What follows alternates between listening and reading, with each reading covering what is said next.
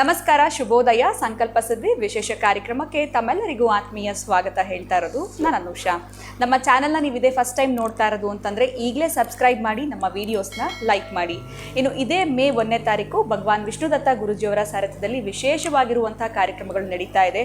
ನಿಮ್ಮ ಒಂದು ಆರೋಗ್ಯ ಐಶ್ವರ್ಯದ ಅಭಿವೃದ್ಧಿಗಾಗಿ ನಿಮಗೆ ಮಹಾಲಕ್ಷ್ಮಿಯ ಹೋಮ, ಸುದರ್ಶನ ಹೋಮ, ಮಂತ್ರ ಉಪದೇಶದ ಕಾರ್ಯಕ್ರಮ ನಡೀತಾ ಇದೆ. ಇದರಲ್ಲಿ ನೀವು ಕೂಡ ಪಾಲ್ಗೊಳ್ಬೇಕು ಅಂತಂದರೆ ಸ್ಕ್ರೀನ್ ಮೇಲೆ ನಿಮಗೆ ಸಂಖ್ಯೆಗಳು ಬರ್ತಾ ಇದೆ, ಅದಕ್ಕೆ ಕರೆ ಮಾಡಿ ಹೆಚ್ಚಿನ ಮಾಹಿತಿಯನ್ನು ಪಡೆದುಕೊಳ್ಳಬಹುದು.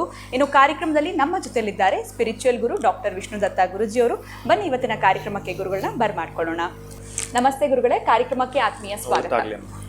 ಗುರುಗಳೇ, ಇವತ್ತಿನ ಪ್ರಶ್ನೆ ಏನು ಅಂತಂದರೆ, ಎಲ್ಲೋ ಒಂದು ಕಡೆ ನೀವು ಹೇಳ್ತಾ ಇದ್ದೀರಿ, ನಮಗೆ ಗೊತ್ತಿರೋ ಪ್ರಕಾರ ನವರಾತ್ರಿ ನಾವು ಆಚರಣೆ ಮಾಡ್ತೀವಿ 9 ದಿನಗಳ ಕಾಲ. ಈ ವಸಂತ ನವರಾತ್ರಿ ಅಂತ ಬರುತ್ತೆ ಅನ್ನೋದ್ರ ಕುರಿತಾಗಿ ನೀವು ಹೇಳ್ತಾ ಇದ್ರಿ. ಇದೇ ವಿಚಾರವಾಗಿ ಇವತ್ತು ಕೇಳೋಣ ಅಂತ. ಈ ವಸಂತ ನವರಾತ್ರಿ ಅಂತಂದ್ರೆ ಏನು, ಇದಕ್ಕೆ ನಾವು ಯಾವ ರೀತಿ ಪ್ರಿಪೇರ್ ಆಗಬೇಕಾಗತ್ತೆ, ಈ ಸಂದರ್ಭದಲ್ಲಿ ನಾವು ಏನೆಲ್ಲ ಮಾಡೋದ್ರಿಂದ ಲಾಭಗಳನ್ನ ಪಡ್ಕೊಳ್ಬೋದು, ಹೇಗೆ ಇದರ ಒಂದು ಆಚರಣೆ ಮಾಡಬೇಕು, ಇದ್ರ ಬಗ್ಗೆ ತಿಳಿಸ್ಕೊಡಿ ಗುರುಗಳೇ. ಓಂ ವಿಶ್ವಸ್ಮೈ ನಮಃ.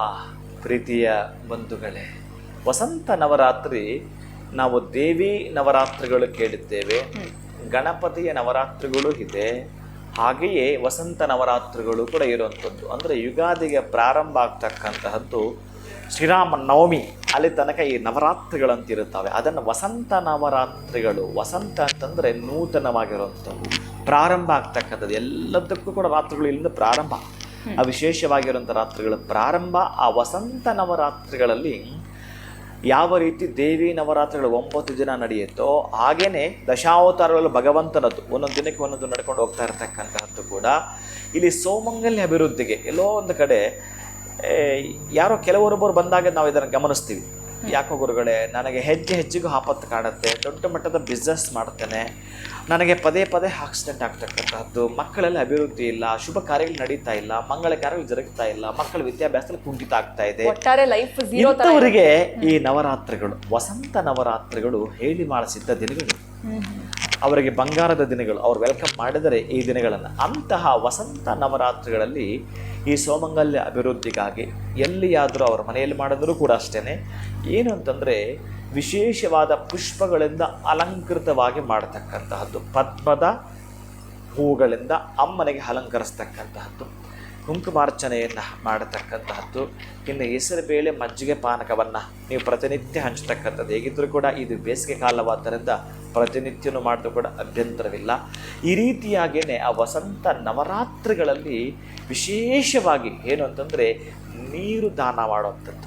ಯಾರು ನೀರು ದಾನ ಮಾಡುತ್ತಾರೋ, ಯಾಕಂತಂದರೆ ಈ ಪಂಚಭೂತಗಳಲ್ಲಿ ಪ್ರಧಾನ ಪಾತ್ರ ವಹಿಸುವಂಥದ್ದು ನೀರು, ಹಪ್ಪು, ವಿಶೇಷವಾಗಿ ಜಲ. ಇದು ಯಾರು ಈ ಯುಗಾದಿ ಎಂದು ದಾನ ಮಾಡಿರುತ್ತಾರೋ ಅದಕ್ಕೆ ನಾನು ಪ್ರಾಣಿ ಪಕ್ಷಿಗಳಿಗೆ ನೀರು ಕೊಡಿ ಅಂತ ಕೇಳ್ಕೊಳ್ತೀನಿ. ಅದು ನನಗೆ ಇನ್ನು ಅದರ ಬಗ್ಗೆ ಸವಿಸ್ತಾರವಾಗಿ ಹೇಳಬೇಕಾದ್ರೆ ಮರ್ತಿರ್ತೀನಿ, ಅಥವಾ ಇಷ್ಟು ನಿಮಿಷನೇ ಅಂತ ಅನ್ನೋ ಲಿಮಿಟಲ್ಲಿ ಸಾಕಾಗಿರೋಲ್ಲ, ಟೈಮ್ ಇರೋದಿಲ್ಲ. ಅದಕ್ಕಾಗಿ ನೀರು ಯಾರು ಈ 9 ದಿನಗಳ ಕಾಲ ಈ ಒಂದು ಕೂಲಿ ಕಾರ್ಮಿಕರು ಇರ್ತಾರಲ್ಲ ಅಲ್ಲಿ ಆಗಿರಬಹುದು, ಅಥವಾ ಪ್ರಾಣಿ ಪಕ್ಷಿಗಳು ತುಂಬ ಒದ್ದಾಟ ಮಾಡ್ತಿರ್ತವೆ. ಮೊನ್ನೆ ಯಾರೋ ಪಾಪ ಹೇಳಿದರು, ಕಾಡಿಂದ ವಿಲಿವಿಲಿ ಅಂತ ಒದ್ದಾಟ ಮಾಡಿ ನೀರು 16 ಕಡೆ 1 ವಾರದ ಕಾಲ ಹಲಿದು ಒಂದು ಜಿಂಕೆ ಪ್ರಾಣ ಬಿಡುತ್ತಂತೆ. ಅಲ್ಲಿ ಅರಣ್ಯಾಧಿಕಾರಿಗಳು ಹೇಳ್ತಾರೆ, ಇದನ್ನು ನೀರು ಇಲ್ಲದೆ ಪ್ರಾಣಿ ಸತ್ತೋಗಿದೆ, ಅರ್ಥ ಮಾಡ್ಕೊಳ್ಳಿ.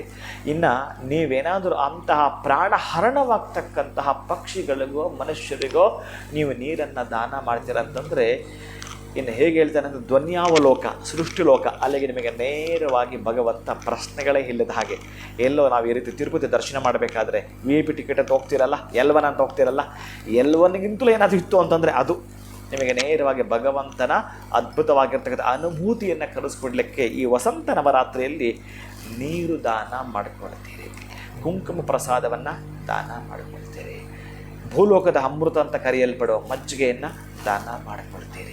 ಈ ಇರ್ತಕ್ಕಂಥ ಈ ಸಣ್ಣದ್ದು ಇದರಲ್ಲಿ ಎಂತಹದ್ದು ಪಡೆದುಕೊಳ್ತೀರ ಅಂತಂದರೆ, ಇಲ್ಲಿ ತನಕ ನಿಮಗೆ ಎಷ್ಟು ವಯಸ್ಸಾಗಿದೆಯೋ, ಏನು ಪಡ್ಕೊಳ್ಬೇಕು ಅಂತ ಹಂಬಲಿಸ್ತಾ ಇದ್ರು ಅದನ್ನು ಪಡ್ಕೊಳ್ತೀರ್ರಿ. ತೀರಾ ಸಣ್ಣದ್ದು ವಾಟರ್, ನೀರು ನಿಮ್ಮ ಲೆಕ್ಕಕ್ಕೆ ತಗೊಳ್ಳೋದಾದರೆ. ಅದಕ್ಕಾಗಿ ಅದನ್ನು ಮಾಡ್ತೀವಿ ನವರಾತ್ರಿಗಳಲ್ಲಿ ಅಂತಂದರೆ, ಅದಕ್ಕೆ ಈಗ 1ನೇ ತಾರೀಕು ಕೂಡ ಏನು ನಡೀತಾ ಇದೆಯೋ, ವಿಶೇಷವಾಗಿ ಮೇ 1ನೇ ತಾರೀಕು ಗುರು ಸ್ಥಾನ ಪಲ್ಲಟ ಆಗ್ತಾ ಇರ್ತಕ್ಕಂಥದ್ದು. ಅಲ್ಲಿಂದ 1 ವರ್ಷದ ಕಾಲ ನೀವು ಲೆಕ್ಕ ಮಾಡಿಕೊಳ್ಳೇಬೇಕು, ಲೆಕ್ಕ ಇಟ್ಕೊಳ್ಬೇಕು. ನಾನು ಏನು, ನನ್ನ ಕತೆ ಏನು, ನಾನು ಹೇಗಿದ್ದೆ, ಹೇಗಾಗಬೇಕು ಅನ್ನೋದನ್ನು ಒಂದು ಪಟ್ಟಿ ಮಾಡ್ಕೊಳ್ತೀನಿ ಅಂತಂದರೆ, ಅವತ್ತು ನಡೀತಕ್ಕಂಥ ವೈಜಯಂತ ಸಮೇತ ಮಹಾಸುದರ್ಶನ, ಲಕ್ಷ್ಮೀ ನಾರಸಿಂಹ, ಇನ್ನು ಐಶ್ವರ್ಯ ಪ್ರಾಪ್ತಿಗಾಗಿ ಐಶ್ವರ್ಯ ಮಹಾಲಕ್ಷ್ಮಿ, ಹೋಮವನ್ನು, ನಂತರ ಗುರು ದತ್ತಾತ್ರೇಯರ ಹೋಮವನ್ನು, ಭೂನಿಳ ಸಮೇತ ಶ್ರೀನಿವಾಸರ ಕಲ್ಯಾಣವನ್ನು, ಇಷ್ಟನ್ನು ನೋಡಲಿಕ್ಕೆ ಒಂದು ಅವಕಾಶ ಇರ್ತಕ್ಕಂಥ ಎಲ್ಲರೂ ಕೂಡ ಬರಬಹುದು, ಅಭ್ಯಂತರ ಇರೋದಿಲ್ಲ. ಆದರೆ ನಾನು ಮೊದಲೇ ಹೇಳ್ತಾ ಇದ್ದೀನಿ, ನೀರು ಕೊನೆಯ ಪಕ್ಷ ದಾನವಾಗಿ ಕೊಡ್ತೀವಿ ಅಂತಂದರೆ ಈ ದಿನಗಳಲ್ಲಿ, ಈ ದಿನಮಾನಸಗಳಲ್ಲಿ ಒಂದು ವರ್ಷದ ಗುರು ಏನು ಬಲ ಕೊಡ್ತಾನೋ ಅಂತಹದ್ದನ್ನು ಪಡೆದುಕೊಳ್ತೀವಿ. ನಾನು ಮೊದಲೇ ಹೇಳ್ತಾ ಇದ್ದೀನಿ, ಎಲ್ಲೋ ಯಾರಿಗೋ ಈ ಹೊಟ್ಟೆ ತುಂಬಿರೋರಿಗೆ ಹಾಕೋ ಅನ್ನ ಸಮುದ್ರದಲ್ಲಿ ಬೀಳ್ತಕ್ಕಂಥ ಮಳೆ ಎರಡು ವೇಸ್ಟ್. ಹಾಗೆಲ್ಲ ನೀವು ಕೊಡಬೇಕಾಗಿರೋದು ಎಲ್ಲಿ ಇದೆ ಹುಡ್ಕೊಂಡು ಹೋಗ್ಬೇಕು ನೀವು. ಅವಶ್ಯಕತೆ ಇರೋರಿಗೆ ನೀಡಬೇಕು ಅಂತ. ಅವಶ್ಯಕತೆನೂ ಅಲ್ಲ, ಅತ್ಯಂತ ಅವಶ್ಯಕತೆ ಇರೋರು ಜನ ಅಡ್ಜಸ್ಟ್ ಮಾಡ್ಕೊಳ್ತಾರೆ. ನಾನೀಗ ಹೇಳಿದೆ ನಿಮಗೆ, ಜಿಂಕೆ ಪ್ರಾಣ ಕಳ್ಕೊಳ್ತು ನೀರಿಲ್ಲದೆ, ಅಲ್ಲಿ ಅದು ಅತ್ಯಂತ ಅವಶ್ಯಕತೆ. ನೀನು ಊಟಕಾಟ ಮಾಡಿ ಬರ್ಬೇಕು ನನಗೆ ಆ ಬುದ್ಧಿ ಅಂತ. ಅದು ಬಂದಾಗ ಈ ನವರಾತ್ರಿಗಳು ಫಲ ನಿಮಗೆ ಕೊಡುತ್ತೆ. ಖಂಡಿತ ಗುರುಗಳೆಲ್ಲ ಒಂದು ಕಡೆ ನವರಾತ್ರಿ ಬಗ್ಗೆ ಮಾತ್ರ ತಿಳ್ಕೊಂಡಿದ್ರು. ಈ ವಸಂತ ನವರಾತ್ರಿ ಅಂತಂದ್ರೇನು, ಇನ್ನು ವಿಶೇಷವಾಗಿ ನೀರು ದಾನ ಮಾಡುವಂಥದ್ದು ಬಹಳ ವಿಶೇಷ ಅಂತ ಇದ್ರ ಬಗ್ಗೆ ತಿಳಿಸ್ಕೊಟ್ಟಿದ್ದೀರಾ. ಬಹಳ ಧನ್ಯವಾದಗಳು ತಮಗೆ. ನಮಸ್ಕಾರಗಳು. ಹರೇ ಶ್ರೀನಿವಾಸ. ಇನ್ನು ವಸಂತ ನವರಾತ್ರಿಯ ವಿಶೇಷತೆ ಏನು ಅನ್ನೋದ್ರ ಬಗ್ಗೆ ಗುರುಗಳು ತಿಳಿಸ್ಕೊಟ್ಟಿದ್ದಾರೆ. ಮೇ 1ನೇ ತಾರೀಕು ನಡೀತಾ ಇರುವಂತಹ ಕಾರ್ಯಕ್ರಮದ ಬಗ್ಗೆ ಕೂಡ ಮಾಹಿತಿಯನ್ನು ತಿಳಿಸಿದರೆ, ಇದರಲ್ಲಿ ನೀವು ಕೂಡ ಪಾಲ್ಗೊಳ್ಬೇಕು ಅಂತಂದ್ರೆ ತಮ್ಮ ಹೆಸರನ್ನ ರಿಜಿಸ್ಟರ್ ಮಾಡ್ಕೊಳ್ಳಿ ಅಂತ ಹೇಳ್ತಾ ಇವತ್ತಿನ ಕಾರ್ಯಕ್ರಮವನ್ನು ಮುಗಿಸುವಂತಹ ಸಮಯ ಆಗಿದೆ. ನಮಸ್ಕಾರ.